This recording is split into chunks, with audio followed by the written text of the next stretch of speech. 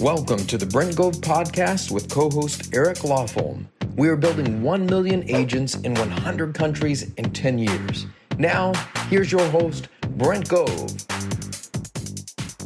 And welcome back to the big show. We're glad you're here. Today, I have my co-host with me, Eric Lofholm. Eric, welcome to the big show. Hey, Brent, excited to be here. We've got a great podcast lined up. We're going to be talking about the defining characteristic of a successful person. We're also going to be talking about what do you do when you're in a slump. So get us kicked off. All right. So I'm going to ask you, Eric, is a top Tony Robbins trainer in the nation years ago, and you went on to build your own company. And you're a coach, and you're successful in your own right. What, and there's no right or wrong answer, but in your opinion, what is the number one characteristic somebody needs to have to make it in life? Is it intelligence? Is it education? Is it being born into the right family? Like, what is the defining difference that you've noticed over your past, I don't know, you look like you're 35, but I don't know how old you are, but, what in your opinion is that defining characteristic? Well, there's a lot of different answers here. I'm going to go with vision, but I'd love to hear what you have to share.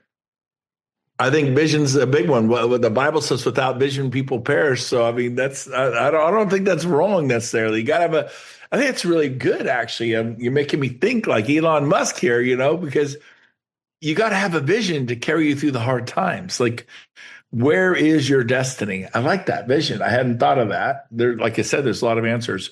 So I cheated. I got mine from Tony Robbins. And he said he noticed after coaching people for almost 50 years now, 45 years, the number one defining difference that he noticed was not intellect. It wasn't where they went to college. It wasn't the amount of education they had. It was one thing: hunger, how bad they wanted it. That was in his opinion, he boiled down to one thing. You either got hunger, you got the fire in your belly, or you don't. And I like that. That's something I like that. I'm wired that way. I think you're wired that way. Yeah. And of course, hunger is it comes with vision. Vision is hunger, right? For a better tomorrow, a brighter tomorrow. And so, so with that said, we're going to talk about ways you can develop hunger. How do you get hungry? We'll talk about that. But I have a question for you, Eric. What do you do when you realize you're in a slump, when you're in the valley of indecision, when you feel like you're treading water, but you're in a quagmire, you're in some sort of a marsh and you're up to your waist and you don't feel like you're going anywhere with your life, and you could even be down on yourself. The Bible calls it the valley of the shadow of death. Sometimes you're really going through a hard spot. We've all been there. I've heard your stories. You and I have shared personally. We've both. But I have been there. You have been there. We have been at rock bottom moments. It is a normal human thing. But, when you realize you're in a slump, when you realize the question is, what are you going to do about it?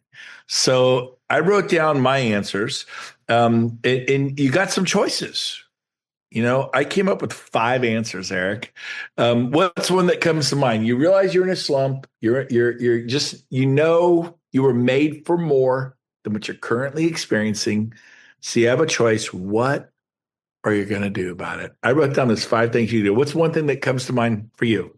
Sure. Shift your thinking. So fear and faith can't coexist. If you're in a slump mindset, you're not. Come on, baby. Preach it. Right. So and I've been there. I've been really down and, in low points in my life where my mindset got the best of me. And the times that happened, what shifted me out of it was a shift in mindset. So that's one answer from my viewpoint. That's very good. I know Charlie Kirk was talking about Aristotle, and he said the number one virtue you need is courage. It's the number one virtue, the courage to do what's right, the courage to act when others are afraid. You talked about it, fear and faith, right? In the same body. And our thinking, if you change your thinking, if you're focused on the problem, then you get more problem. If you're focused on the solution, you get more solutions. And fear and faith. And if you're gripped by fear, That's not going to help you get out of your slump and your valley of indecision and wherever you're at. So I totally agree with that. So I wrote down number one, you could stay there. You can, the definition of insanity is doing the same thing again and again and expecting a different result. You can just stay there, sit on that thorn in your saddle, just moan like a hound dog. Woo! You go, oh, woe be me. Feel sorry for yourself, which was the third thing I wrote down is you could just feel sorry for yourself. You could stay there. You could feel sorry for yourself. The second thing I wrote down is you can complain about it. Tell people who listen, tell them how bad your life is, how bad your life sucks, man. I mean, it is like a sucking world pound, a sucking sound, like, oh, it's terrible. Woe be me. The sky is falling. Nothing good happens to me. So you could stay there. You can complain about it. You can feel sorry for yourself. Or better yet, you can blame the federal government or maybe Governor Newsom, that Gavin Newsom creep, or that Trump loser, and I'm not saying Gavin's a creep or Trump's a loser. What I'm saying is the point is, or it's the state of Minnesota, or it's the governor of Florida. I personally love the governor of Florida, but we won't go into politics. So, bottom line is, but you can, and you take, I think what happens when you blame somebody else for your plight, unless somebody's chained you up and thrown you in a cage, undeservingly, I doubt that's the case for many of you listening, but what's the problem with blaming others, Eric? You're not taking responsibility, so you're not going to take action. You're not going to create a shift because it's not your problem. It's you don't have any control. You lose all your power. You give away your power when you blame. Well, I would do better, but if it wasn't for the doggone the chairman of the Federal Reserve, and if he would just lower those interest rates, I would be successful because the rates would drop and then I'd make it. Nope. You can't blame anyone. There are people who become highly successful in down markets or up markets. So you lose all your powder. So the fifth thing you could do about it, which is what I love, is you can do something about it. You can take action. So my next questions for you, Eric, are what is something you can do to take action to get unstuck, to receive your breakthrough? Like, what is some practical advice you have for someone who feels like, I'm stuck? I don't know what to do. All I see is more darkness. I don't see light. And if I do see a light at the end of the tunnel, it's a freight train coming my way. Everything's going wrong. What are some practical steps people could take to get unstuck, in your opinion? I wrote down some of my thoughts. By the way, I had the advantage of preparing for this. I'm just literally throwing this on Eric, but I have faith in him. He's a champion. Go ahead, Eric. One thing would be write down your goals, read your goals every day. There you go. Another thing you could do is create a compelling future. So use your imagination and imagine a compelling future. Get fired up, get excited about what's happening in the future, as opposed to, if we're in fear and worry and doubt and slump, we're probably living from the past of what happened in the past. So really working on that future. Those are a couple thoughts that come into my mind. What do you got? I love it. Well, speaking of what you just said, if you stay focused on the past, then you stay stuck. That's why in a car, the windshield in the front is large. And the little tiny rearview mirror that fits in your hand that you can adjust is small, because you're supposed to spend more time looking at where you're headed at 60, 70 miles an hour than over your shoulder, because you could run into a telephone pole or a tree, right? Learn from the past. Be grateful for your scars and your bruises and your limp and the stuff you've been through. It's humble pie. It's good, right? Walk with a limp. Be grateful to God that you've been there and you have empathy for others who are there. But I wrote down similar to stuff you're saying is proximity. If you know you're hanging out with the wrong people, change it. There's nothing. Tony Robbins says this. If you listen to this podcast, I'm a huge Tony Robbins fan. Nothing has the power to move your current plight, your current situation more powerfully than who you're hanging out with. That's why we tell our kids when they're 10, 11, 12, 13, 14, 15, 16, 17 years old, don't hang out with those kids. Those are the bad kids, And I remember being in the Bay Area. My parents took me to visit their friends and their son, and they didn't know. I never told my parents this. I think I was 9 years old. And their son was like 13, but he was a total delinquent. And they didn't know that their sweet little boy, Ryan, was a delinquent.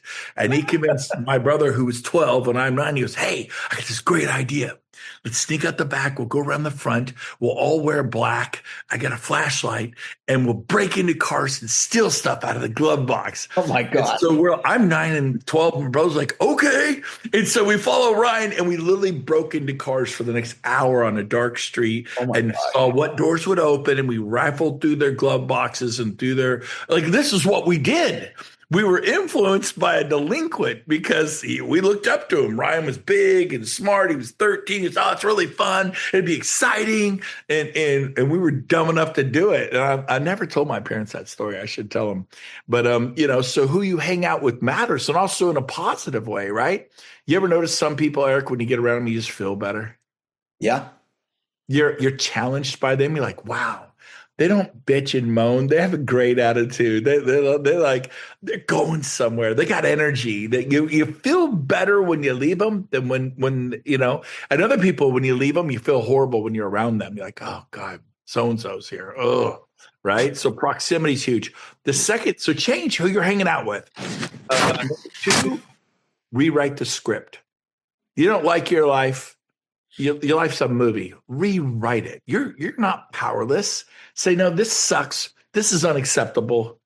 I am going to make some major changes. So that there's a second thing. 3, it kind of goes with proximity, but like identify the bad characters in your movie. Like your life's a movie. Who are the bad characters? Who are the people you know should be in your movie? Write them out of the script. Oop.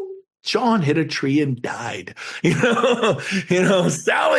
went off to Europe, fought the war, and vanished. No one heard from Sally again. You're like, write them out of the script. Like, what happened to them? It doesn't even matter. And then write into the script, you're Prince Charming, you're Princess, your future, the house with the white picket fence and the swing under the oak tree and the garden in the backyard and the trips to Hawaii and the family and the Christmas and the Norman Rockwell gig, whatever fires you up. By the way, when I was 17, 18, I knew I was going to get married, have a family, have kids. And one day we'd sit around in my family room with the fireplace roaring, a golden retriever, and we'd watch The Sound of Music. And we'd all have comforters and we'd be sitting there as a family. We'd watch that movie because that's my feel-good movie, like The Sound of Music. I love that movie. It makes me happy. It's like a Norman Rockwell. And sure enough, years later, I had 5 kids and a wife. We had a golden retriever, and we were in the family room. We watched The Sound of Music with the Von Trapp family quintet, and it was just as I had imagined. It was a compelling future that caused me not to do drugs, not to drink, not to run around and commit adultery on my wife, to actually be committed to my family and to be a good dad and a good husband to the best of my ability, which many times I fall short, but I am good at saying I'm sorry, and I'm good at working hard not to do that again. So that is so A, proximity, B, rewrite the script, C, remove the bad characters, and then D, get to work, which is what you said. Come up with the plan, set some goals, and then get to work on those daily, weekly, monthly goals. And I think Zig Ziglar said it best. In life, you're either a wandering generality or a meaningful specific. Which is it going to be? I think 80, 90% of the public out there is a wandering generality. Like, how you doing? Oh, fair to middling. How's it going? Been better, it's going okay. When you get around me, man, it's going freaking great, because that is energy comes from within. Oh, I'm just not like that. Yes, you are. You bought the lie that you are. You create the image of God. You have so much power from within you that you can bring out into the world to love people for good and not for bad. And then, so Eric, question for you. If someone sets these goals, they come up with these plans, I think it's like joining a gym. You join the gym with the greatest of intention. There's 3,000 memberships, but you ever go to the gym? How many people are in there at 6 a.m., 6:37? Not many. Like 50, 30, right? 3,000 memberships. There's 30 people in the gym. I'm not great at math, but what is 30 of 3,000? It's like 100. Yeah, it's a small number. 1%. Or if 1,000 is 0.1. Yeah, something crazy. It's not much. Yeah. I think 1%'s right because, it's 1%. It is. Yeah. But the point is, how do you become a 1%er? So when people do go to the gym every day, are they typically going alone, or do they typically have a buddy to meet there? Yeah, it's probably accountability is what it is. The buddy system. So how well do you think that works if someone sets those goals, they make those plans, and they get someone to meet with daily to go over their progress and to be accountable with? Do you think that's a big deal? I think it is, absolutely. Absolutely. So yours truly hired a trainer last week. I've been at the gym every single morning. I've actually been doing it for weeks and weeks and weeks because I started meeting people at 5 a.m. Now, I don't normally get up at 4:15 and go to the gym, but I told people I'd be there, and dang it, I'm going to be there. And trust me, I never want to get up at 4:15 in the morning. I just don't. I do to catch a flight. I might get up at 5:30 to go golfing, but I do it every day now. And it's made all the difference in the world. Now, I moved back to Puerto Rico because I live here for half the year.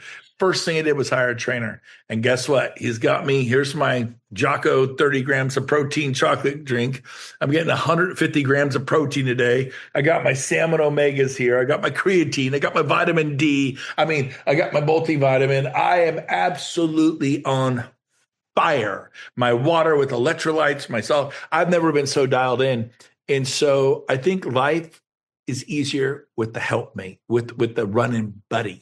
So who's the running buddy? I think if you want to get out of the valley of depression, find someone to meet with daily, which is this just hit me, but like you're an alcoholic, they meet every day.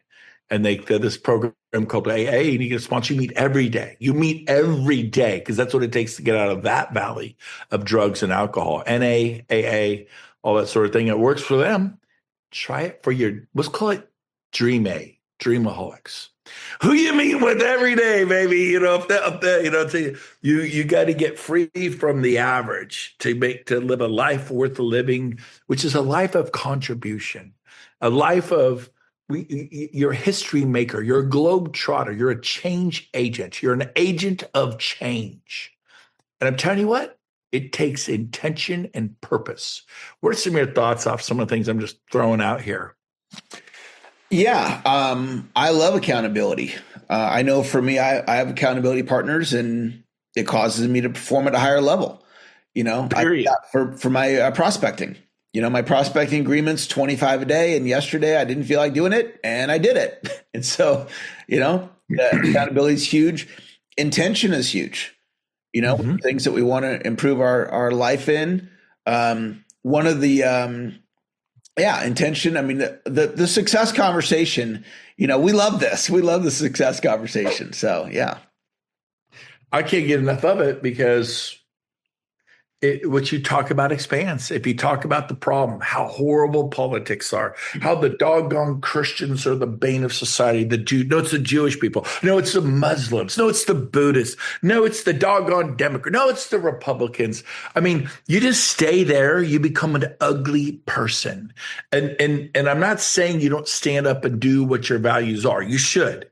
And if your values are whatever they are, so you should stand for something. You don't stand for something, you fall for anything. I'm a family values person. And I do believe in black and white and right and wrong. And I'm not a gray area person. And you may feel differently. So you stand up for your values. I'm going to stand up for mine. I will be courageous, as Aristotle put it. And I will not stay silent, and neither should you. But we should respectfully agree to disagree. We're not all who agrees on it. I'm married 35 years, and my wife and I do not agree on everything. Eric, have you and your wife agree on everything? No. You get bites when you don't agree. I'm talking fist fights. It's one thing you get mad, you're this. I know that when the United States was founded in 1776, these guys fought and screamed and yelled at each other. They finally, created the Declaration of Independence with good old Ben Franklin and Thomas Jefferson and all those boys. And they all signed their name, man, their sacred honor, and they worked it out, even though there were different ideologies and thoughts. And so, man, I'm excited about the future. So it's your turn. You need to write your Declaration of Independence. Enough is enough. Put pen to paper. Sign your John Hancock on there. Hand it out to everyone you know. Get a daily accountability partner and get on with your life. No more living a life of quiet desperation. No more. Living a life of quiet desperation sucks. It's worse than any roto-rooter sucking mechanism to clean out a drain you've ever heard of. It is time to get on with your life. And so how do you do it? You put faith in first. Faith, body, mind, and soul. Remember the soul thing? Faith, family, finance, fitness, and fun. Those are the big five. Faith, family, finance, fitness, and fun. Put the big rocks in your schedule first. Do not give up time with God or church. That is, for me, it's the most important thing. Well, I'm not a man of faith. Don't know what. Fine, then take that out. Do you care about family? Oh, yeah, big family. Put them in. And like, but I got this $20 million deal. I'm going to skip my son's soccer tournament. Don't do it. Don't do it. Like, but I might lose the deal. Lose the deal. What do you value more, business or family? There was a story of a gentleman. He was buku. This just recently happened. It was worth like $100 million. He was miserable. And he says, you know, someone's talking to him and he says, well, what's wrong? Oh, my family's doing terrible. And we'll wrap it up with this. And he says, oh, really? And he says, well, what's going on? And he told him all these horrible things. And he says, well, how much time do you spend with your kids and your family? He's like, oh, not much. Well, scale of 1 to 10, how much? He goes, 1. I'm like, okay, well, that kind of makes sense. Well, your family's probably not doing well. How about your business? You love I love my business. How's business? Well, business is great. It's never been better, you know, $100 million worth. And how much time do you spend on that? Like 10, spend all my time there. And he goes, well, do you see the problem? You're telling me your family is important to you. You care about your family. And yet the disconnect is you spend all your time with the business. And said, I'm going to tell you the truth. You love your business and you like your family, and your family's falling apart because they know it. How about we turn that thing on its head and you do date with dad on Tuesday nights and Friday nights, and you take your wife out on Wednesday nights and Sunday nights, and you go to Bible study on Tuesday nights and men's groups Sunday morning and church on Sunday. Like, well, that's kind of extreme. Yeah. If faith is the most important thing to you, that's got to be in your schedule, not one day a week. To me, it's not a drawer Sunday morning to Sunday, 7 drawers, and you pull out the Sunday morning drawer at the morning, you go to church on Sunday, then you live like the devil the rest of the week. No, it's the whole framework that holds all the drawers of your life. What holds, there's faith, family, finance, fitness, and fun. Those are, you could look at them as drawers, but the actual whole, you know, chest of drawers, the framework of that is God. And then for me, that's how I roll. That's how I do it. And it works great for me. Couldn't be happier. So Eric, final thoughts as we wrap up today's podcast. Anything you want to throw in? Agree, disagree, thoughts?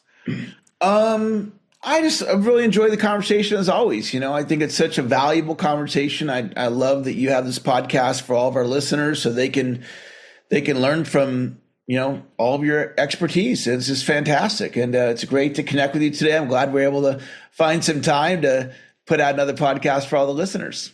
Right on, baby. Well, what number are we on? How many have we done? Do you even know how many we have on this You know, thing? I'd have to look that up. I'll get back to you on that. What do you think? Is it over 100 now? I would speculate that, but let's look it up. I'm just curious. You and I just do them when we post them. I don't even know. But man, if you're a faithful podcast listener, we love you. We're grateful for you. We hope we're making a difference. If you're new to the podcast, welcome. And we hope that you continue on this journey with us. And that's about it, right, Eric? Yeah, I just looked it up. This is episode 125. Okay. Yeah, I thought it was over 100. 125 of these. What's a journey of 1,000 miles begins with the first step. I remember my first YouTube video I posted, and now I have over 1,000. I'll have to ask Rob how many. Probably have 1,500 now on my YouTube. I have my first Instagram follower, and now I have over 10,000. Just start. I wrote my first book. I wrote my first sentence, and now working on my third book. And I helped my daughter write a book because I wrote a book because I have street credibility. And she's a published author by the time she was 18. She's in the Library of Congress. And if my 18-year-old daughter, Megan, could write a book, you can write a book too. You can make excuses or you can make dust. The choice is yours.